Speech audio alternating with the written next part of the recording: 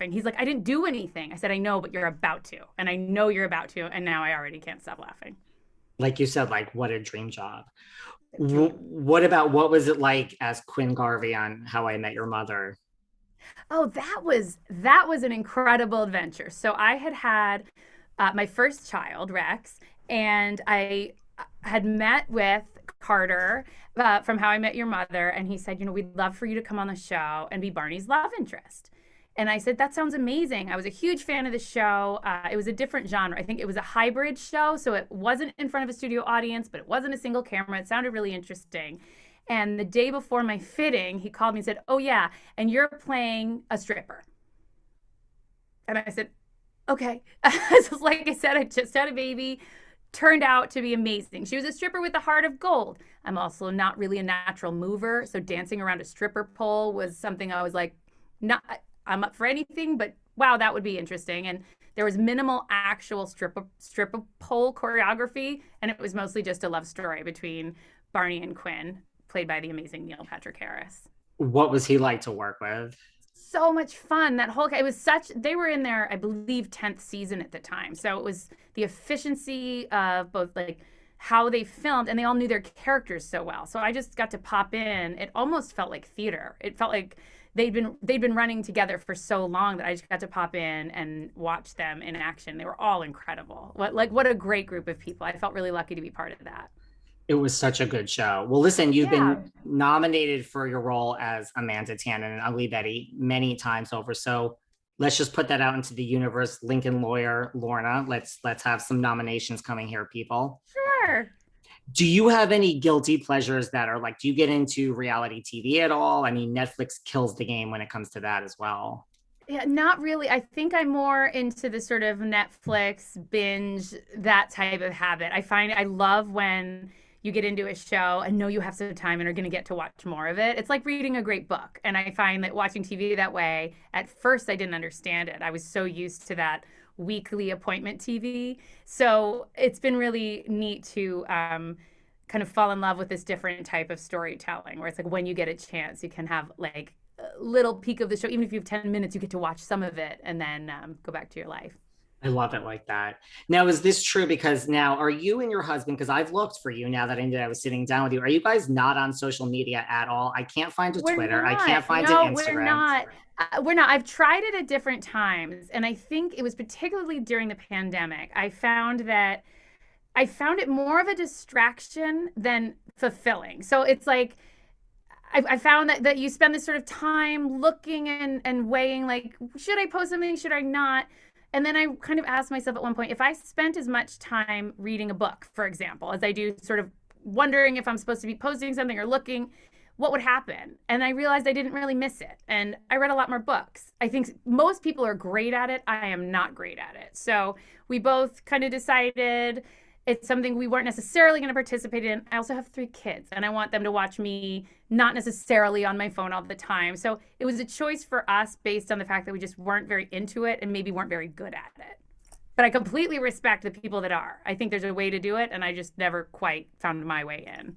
I'm the opposite. I'm so jealous. I would love to just, I mean, and then it's like, I checked with like my team and I'm like, I can't find her. Can you? And they're like, I don't think she's on social media. And then I looked for your husband. I'm like, I'm like, how freeing, like what a, Well, I think I it's also a respect matter it. of it was also like there's so much going on, and in the last 2 years, so much going on in the world that it didn't feel right to be like, I just got new sparkly shoes, because that it was like I never quite knew of the appropriateness in the context of what's going on in the world.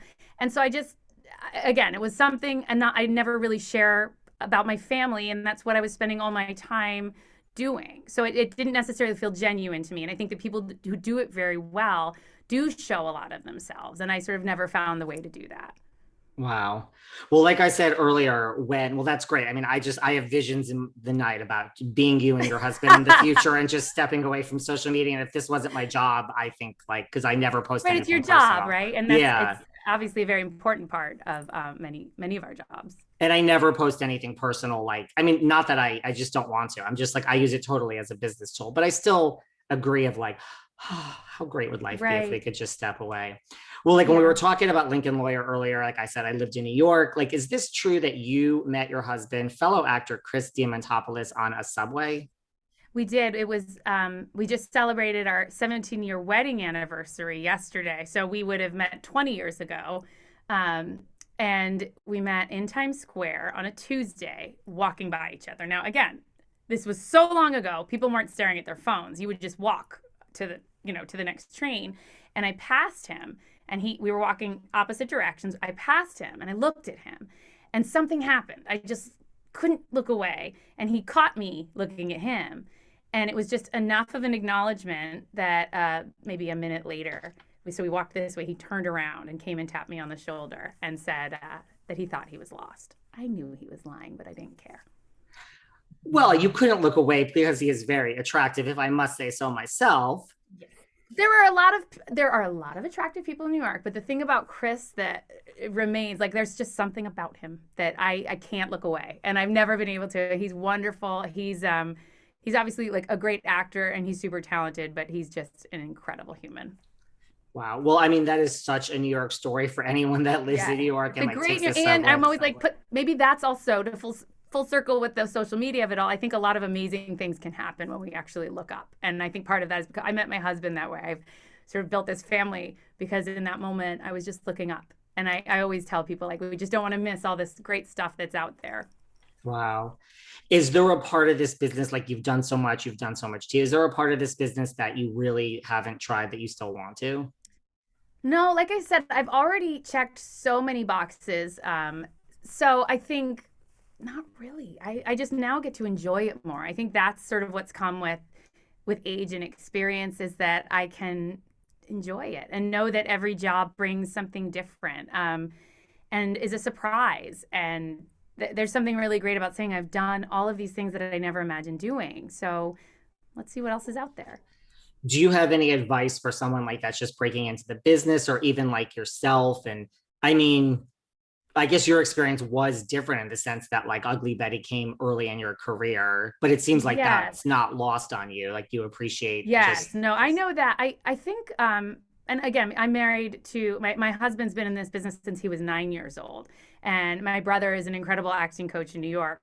And the thing I've just seen over and over is that it takes just diligence and work ethic and keeping your head together and trusting that if you do all of those things, you might get lucky enough to have a magical opportunity.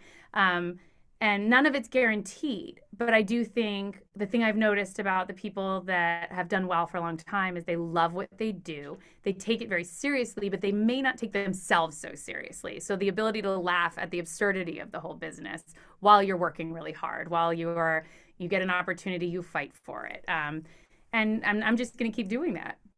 that's why you bring some humor to all the roles like Lorna, as you Well, said. because in my mind, I have a laughter reflex where everything's funny. So and I think that has also helped me quite a bit. Is that even when things get really serious, there's always some humor. And if we can laugh at ourselves, that will make the days easier. I think so. Is there someone that you just really want to work with in this business? Like if I said like, next season on Lincoln Lawyer season 2, I know you mentioned it. I think we're going to see it back for a season 2. I can just feel this, but like, let's just say we can cast anyone you want to be in scenes with you. Like, is there someone you're just dying to work with in this business? Michael Urie. I can't help it. He and I were supposed to do before the pandemic shut us down. We were about to play brother and sister on a show called Fun that took place at a funeral home. Um, it didn't pan out for many reasons, but I do believe that my dream in life is to